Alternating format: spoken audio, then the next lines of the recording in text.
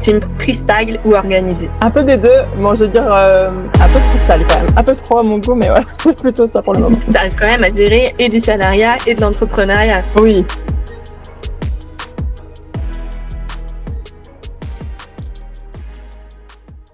Bienvenue sur le podcast Les coulisses de ton biz, le podcast pour apprendre à organiser ton quotidien d'entrepreneur. Je suis Marine, assistante virtuelle et formatrice en organisation du biz. Ici, les invités ne vont pas te dévoiler leur stratégie, mais plutôt leur organisation du quotidien pour réussir à gérer leurs projets et mener à bien leur business. Parce qu'on ne se lance pas tous dans l'entrepreneuriat au même stade de notre vie. Parce qu'on n'a pas tous le même cadre de vie non plus. Et surtout, parce que personne n'est pareil. Il existe de nombreuses façons de s'organiser. Dans ces interviews, tu vas retrouver des trucs et astuces pour organiser ton quotidien d'entrepreneur et bien plus encore. Alors prépare-toi un thé ou mets tes écouteurs pour faire ton sport et je te souhaite une bonne écoute. Je te retrouve aujourd'hui dans ce nouvel épisode Les coulisses de ton biz avec comme invité Clémence qui est naturopathe. Clémence, je te laisse nous présenter ton métier actuel et nous dire depuis combien de temps tu es lancée dans l'entrepreneuriat. Bonjour Marine, bonjour à tous. Alors donc oui, je suis Clémence, donc naturopathe depuis, donc en fait je suis à mon compte depuis janvier 2023, donc ça fait 1 an et demi maintenant, et en sachant que j'ai été diplômée en juin 2022, donc voilà, il y a eu un petit temps avant que je me mette à mon compte, mais du coup je suis à mi-temps à mon compte pour l'instant, sachant que le but est que d'ici de fin 2024, donc bientôt je sois à 100% à mon compte. 1 an et demi, c'est à la fois long et pardon, donc voilà, c'est quand même passé beaucoup de choses en 1 an et demi. Ça fait 1 an et demi que du coup tu es à mi-temps ou au début tu étais toujours à plein temps salarié, comment t'as fait? Le même jour, j'ai été embauchée parce qu'en fait donc je suis naturopathe mais je bosse en même temps dans un magasin bio où je suis aussi naturopathe. Donc ce qui est bien c'est que ça m'a beaucoup apporté aussi ce métier à mi-temps, même si idéalement je voulais être à 100% à mon compte, mais au moins je me suis dit bon, je vais viser la sécurité dès le début. Donc finalement j'étais à mi-temps directement, donc mi-janvier 2023, j'ai ouvert mon entreprise et j'ai attaqué ce boulot-là, en sachant qu'avant j'étais voilà, je faisais un peu des choses, j'étais pas, je veux dire pas salarié ni rien, toi j'étais plus en année sabbatique avant de reprendre le boulot. Finalement ça m'a beaucoup apporté le salariat, mais en même temps je trouve que c'est un peu un frein parce que c'est quand même 20 heures par semaine. Enfin voilà, j'ai envie d'être à 100%, de me donner vraiment toutes les chances, donc voilà, je suis en train de réfléchir à tout ça. Tu penses du coup là d'ici la fin de l'année ou l'année prochaine passer à 100% en naturopathe? Ouais, ben je pense d'ici, j'aimerais bien en parler avec mon patron d'ici octobre, novembre quoi, pour qu'on voit un peu, voilà, ça arrive assez vite. Pour qu'on se rende compte un peu plus, t'es naturopathe en ligne ou t'es naturopathe avec un cabinet? Alors je suis naturopathe en ligne, majoritairement, j'ai pas de cabinet, en sachant que dans le magasin où je suis, je peux avoir une salle si besoin, mais en fait, pour l'instant, j'ai pas envie de m'installer vraiment où je suis. Je sais pas encore si je veux rester ou pas, donc je voulais pas m'implanter, voilà, dans un endroit précis. Et en ligne, l'avantage, c'est que, voilà, j'ai des clientes de tous les coins de France, j'en ai aussi du Luxembourg, enfin, j'en ai vraiment, c'est bien parce qu'on me contacte partout. Donc, ça me va très bien de développer. En plus, je développe un suivi qui nécessite quand même d'aller sur une plateforme, d'avoir quand même des visios, enfin, de se voir régulièrement. Donc, c'est vrai que les visios et les appels, c'est quand même plus pratique pour la plupart des gens. Donc, voilà, pour l'instant, je suis plutôt en ligne. Super. On va apprendre à te connaître un peu plus. Je commence toujours mes interviews par un jeu, ceci ou cela. Ça permet comme ça de mettre un petit peu dans l'ambiance. Tu es prête? Je suis prête. Ok. Thé ou café? Thé. PC ou Mac? PC. Travail du matin ou travail du soir? Du soir. Solo ou cowork?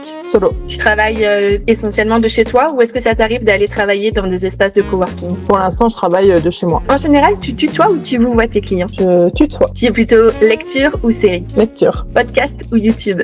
C'est dur. YouTube.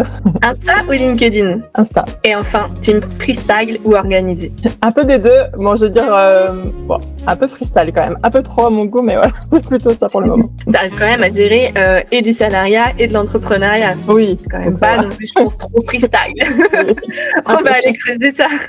Ouais. Est-ce que tu peux nous dire quel type de société tu as? Oui, donc je suis en micro-entreprise. Donc on va dire voilà le plus simple, vraiment le truc qu'on peut créer en quelques minutes. Bon, même si après il y a d'autres démarches à faire, mais en tout cas voilà, c'est assez simple pour se lancer. Ok. Est-ce que tu peux nous communiquer ton chiffre d'affaires? Alors là, j'ai pas de mon chiffre d'affaires exact en tête, mais en tout cas ce que je sais là dans mes chiffres, c'est que bon, j'ai plus que doublé mon chiffre d'affaires que j'avais fait en 2023. Et là, depuis mai, je me dégage, j'ai un chiffre d'affaires par mois de entre 1000 et 1200 euros en chiffre d'affaires. Donc ce qui est plutôt pas mal. Après voilà, le but c'est aussi que je puisse gagner plus pour pouvoir quitter le salariat, mais bon voilà, en tout cas ça a bien évolué, donc je suis contente. Après oui, comme tu dis, il faut rappeler que tu es encore en salariat à mi-temps, donc ça te prend du temps pendant lequel tu ne peux pas développer ton business et tu ne peux pas non plus répondre aux demandes de tes clients, je pense. C'est ça me limite un peu, donc c'est pour ça. C'est un peu frustrant, mais en même temps, voilà, c'était un choix et pour l'instant, c'était un équilibre que j'avais trouvé. Mais je sens maintenant que je penche plus pour l'entrepreneuriat, donc voilà.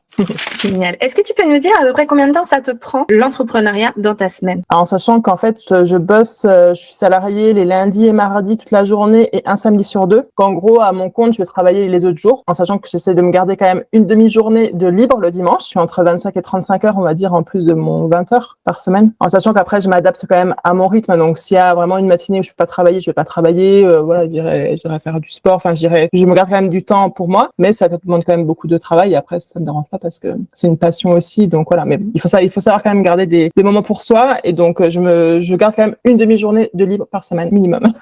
C'est quelque chose que tu mets dans ton planning? Oui, oui, je me bloque. C'est vrai que j'ai mon agenda. Alors, je suis fan de Google Agenda et donc je mets aussi mes temps de loisirs et mes temps de pause dans l'agenda, sinon ils passent à la trappe facilement. Donc effectivement, je les mets dans mon planning. C'est la chose par laquelle il faut commencer quand tu fais ton agenda, enfin ton planning de la semaine. Je suis lasse de le dire, je crois que je le dis à toutes les vidéos que j'ai tournées. Commencez par vous pour être sûr de ne pas s'oublier. 100% d'accord. Du coup, tu nous as dit tu travailles le lundi, le mardi et le samedi matin ou le samedi un week-end sur deux dans l'entreprise dans laquelle tu es salarié. Est-ce que le reste de la semaine, tu as une semaine type? Est-ce que tu as tes créneaux prédéfinis? C'est là où je dis que je suis quand même un peu en mode freestyle parce que c'est vrai que je bosse beaucoup au feeling en fait. Donc même si je me bloque, en gros le week-end, on va dire le dimanche, je prépare ma semaine. Voilà, je prépare mes créneaux et tout ça. Souvent, je ne les respecte pas parce que j'aurais envie de faire autre chose et tout. Donc je sais mes tâches globales à faire sur la semaine, mais je me dis pas le mercredi matin, je vais préparer mes posts Instagram,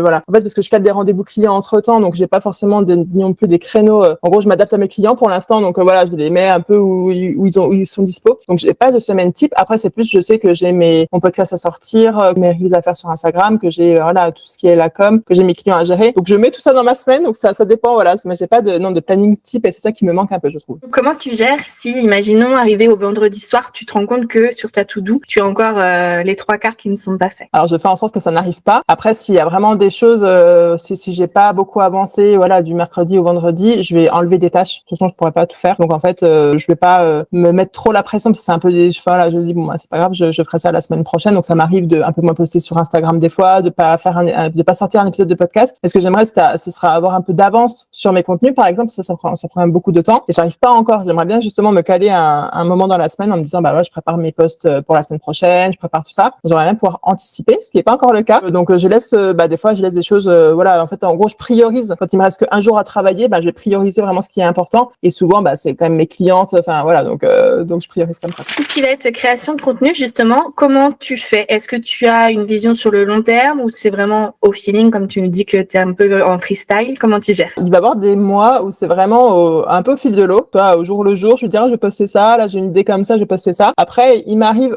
dans des périodes chargées où je vais par exemple lancer une offre où là par exemple il faut que ce soit quand même, c'est plus organisé, donc là je me fais vraiment mon planning où je sais que je sors tel post à tel moment. Après en général je vais quand même le faire le jour même, le post, mais je sais que je vais pas à réfléchir à ce que je vais poster, quoi. Je sais qu'il faut que je le crée, ce qui demande un peu de travail, mais en gros j'ai quand même mon planning, genre voilà, pour septembre qui est un mois assez chargé, j'ai fait tout mon planning, donc je sais quelle story poster, quel post faire, quel épisode de podcast faire. Je suis un peu plus organisée, mais toujours en mode quand même je fais au fil de l'eau, quoi. J'arrive pas à anticiper. Ça me permet quand même d'avoir une charge mentale un peu moins élevée, quoi, le fait de savoir ce que je vais faire dans ma semaine, quoi, dans le mois. Et ton calendrier édito, tu le fais sur quel support? Alors sur un support Word, vraiment sur le texte, comment on dit, un document texte. Je fais mon petit tableau, je mets mes couleurs et tout, donc voilà, c'est très simple. Pour le coup, j'aime bien faire comme ça. Donc Ok, sur un document Word, on me l'avait encore jamais proposé. Je suis curieuse. Tu gères ça du coup une feuille par semaine? Tu gères ça comment? Non, je fais un tableau pour. Alors en fait, je fais les 30 cases pour chaque jour. Donc je vais faire un tableau pour les posts, en sachant que je vais pas remplir tout le temps, mais toi, je sais que je vais poster 3 ou 4 posts par semaine, donc je les mets dans le tableau. Je vais faire un autre tableau pour les stories. Des fois, je le double. En gros, pour un jour, je vais faire deux lignes, mais sinon je fais pas par tableau. Donc en gros, voilà, j'ai mes différents tableaux. Je sais que je vais poster tel jour telle chose, quoi. Bon, voilà. Pour l'instant, je fais ça. Après, des fois, j'ai essayé Google Sheets, de le faire en ligne et tout. Je suis plus à l'aise sur les documents texte avec mes tableaux comme ça, donc bon, je fais comme ça pour l'instant. c'est génial parce que vraiment, je savais pas qu'on pouvait le faire comme ça. Donc c'est pareil, je vais l'ajouter également dans les notes, qu'on peut travailler son planning édito avec un document Word. Je suis certaine qu'il y a quelqu'un à qui ça va dire mais carrément, c'est exactement ça ce qu'il me faut. Je sais pas pourquoi je m'embête avec Notion ou avec Excel alors que je suis une pro Word. Merci du conseil. Je t'en prie. Dis-moi Clémence, du coup, comment tu gères tout ce qui est administratif, que ce soit tes mails, tes factures, comment tu gères tout ça? Donc, en sachant que moi, je fais tout moi-même, hein, je délègue rien pour l'instant, même si c'est des tâches que j'aimerais déléguer plus tard. Tout ce qui est administratif, j'aime bien encore, donc c'est pas non plus, voilà. Les mails, j'essaie de les traiter au fur et à mesure, donc tous les jours. J'y vais plusieurs fois par jour sur ma boîte mail, donc on va dire le matin au réveil ou après le réveil, à midi et le soir. J'aime bien quand même pouvoir traiter mes mails, voir s'il n'y a pas des choses urgentes, auxquelles répondre. Après, tout ce qui est facture et tout. Bon, après, j'ai pas non plus, je croule pas sous les clientes, donc j'ai le temps de faire, pareil, au fur et à mesure les factures. J'ai mes modèles qui sont déjà prêts. Après, je remplis. En sachant que pour l'instant, j'ai un type de prestation ou deux, donc c'est facile à remplir, à adapter à la personne, quoi. Donc c'est pas très compliqué de faire mes factures une fois que j'ai créé mon modèle. Et pour le reste, tout ce qui est déclaration à l'URSSAF, j'ai mis en trimestriel pour pas trop être embêté à devoir faire ça tous les mois. Donc je trouve ça pas mal. Tout ce qui est la responsabilité civile, c'est des choses qui se sont payées, je veux dire au niveau mensuel. Enfin voilà, on renouvelle chaque année, donc c'est assez simple finalement au niveau administratif. En tout cas pour l'instant, j'arrive à gérer, on va dire. Tant mieux pour toi, j'ai envie de te dire. Ah ouais, je sais. Ça, c'est de ne pas se laisser déborder et de faire une routine administrative parce que on a vite fait d'empiler comme ça et puis ça je le ferai plus tard, ça je le ferai plus tard, ça aussi et puis au final on arrive au 30 du mois, on n'a rien fait dans son administratif et là du coup on part en rush, ça nous met de la charge mentale, on va le procrastiner au maximum jusqu'à 18h le 30 du mois. C'est clair. On déteste faire ça parce que du coup on est toujours dans le rush quand on le fait et au final on ne prend pas de, on va dire entre guillemets, plaisir à faire son administratif. C'est clair. Et ça m'est déjà arrivé de faire l'URSSAF, pareil, voilà, j'ai attendu 23 heures ou quoi, en plus ça avait déconné, j'étais en mode, ah non, maintenant je le fais plutôt, en début, une fois qu'ils s'ouvrent, en fait, pour déclarer, je le note dans mon agenda, donc je sais qu'il faut que je le fasse, donc je fais vraiment en début de mois, quand il faut le faire pendant un mois, donc voilà, et le reste, les factures, c'est au fur et à mesure de toute façon. Comme je les envoie à mes clients au fur et à mesure, donc voilà, je suis un peu obligée de faire au fur et à mesure. Mais oui, comme tu dis, faut pas laisser tout ça, dormir jusqu'au dernier jour où c'est un peu la panique à bord, donc ouais. Comment tu gères maintenant tes projets? C'est une bonne question. En fait, c'est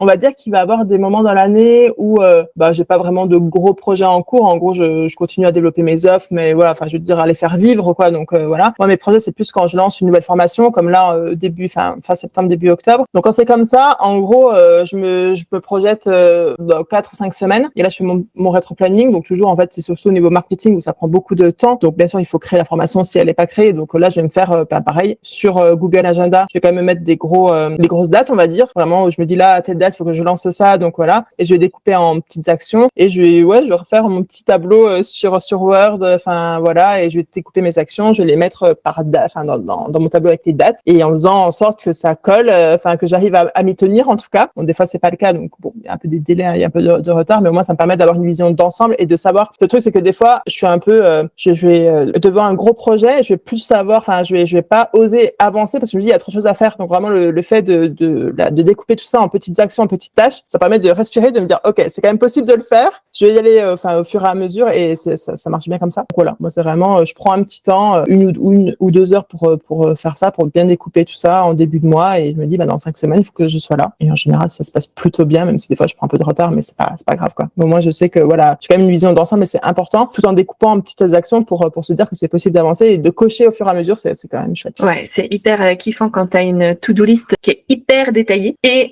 que du coup tu vas cocher mais vraiment des petits détails, mais tous les petits détails que tu auras fait dans ta journée, tu as l'impression d'avoir fait 1000 actions à la fin de ta journée, ça va te faire un bien fou en fait. Et même quand tu vois ça sur un projet long terme, comme tu dis sur 4-5 semaines, quand arrivé à mi-chemin, tu te rends compte de tout ce que tu as fait, tout ce que tu as coché, ça te permet déjà de souffler un grand coup et de te dire ok, tout ça c'est fait, maintenant il me reste plus qu'à découler le reste. C'est comme ça qu'on va au bout des projets, il n'y a pas de secret. C'est clair. Dis-moi Clémence, quel serait le conseil organisation que tu aimerais partager aux auditeurs? Je reviendrai au début de notre échange en disant qu'en fait l'organisation, alors c'est hyper important, on cherche toujours à être très productif, mais vraiment les temps pour soi, c'est là où on se recharge, où on se régénère, où on se ressource et c'est hyper important. Et souvent on les squeeze parce qu'on qu'on se dit non mais là il faut que je bosse je sais pas combien d'heures par semaine, par jour et tout. Donc je dirais moi dans l'organisation c'est vraiment comme tu disais en fait se mettre dans l'emploi du temps des moments pour soi, que ce soit le sport, que ce soit des moments voilà qu'on aime, aller marcher ou prendre du temps juste à rien faire, mais vraiment ne pas passer à côté de ça parce qu'en fait lorsqu'on est entrepreneur c'est comme on dit c'est un marathon, c'est pas un sprint. Faut compter sur le long terme. On est notre propre patron donc souvent on se met une grosse pression sur les épaules et beaucoup de stress, même parfois plus que en tout cas ce que je fais. Je suis plus stressée avec moi-même qu'avec mon patron là où je suis salarié. Donc je pense que vraiment en termes d'organisation c'est déjà comme tu dis il faut que le squelette de la semaine ce soit nos moments perso et après on rajoute tout ce qui est organisation et tout ça et découper les actions et tout. Mais en fait vraiment le côté perso je trouve que c'est hyper important d'insister là-dessus parce que souvent en fait on se dit non mais c'est bon voilà je vais beaucoup bosser, on verra plus tard pour se reposer. Non c'est pas du tout une bonne idée.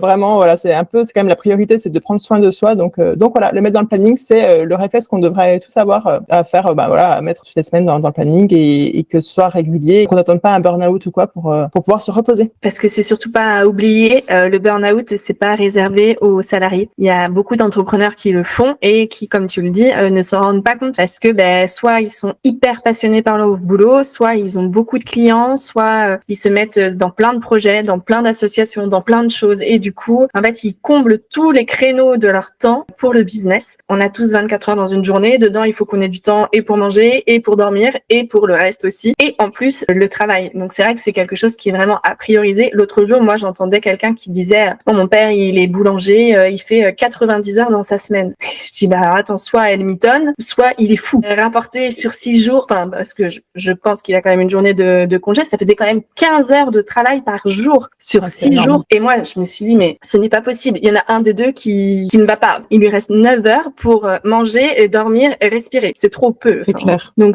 très très bon conseil à suivre, prendre du temps. Combien de temps est-ce que tu conseillerais toi de prendre? Parce que c'est facile de dire moi j'ai pris du temps, j'ai pris 1 heure pour aller faire les courses au supermarché.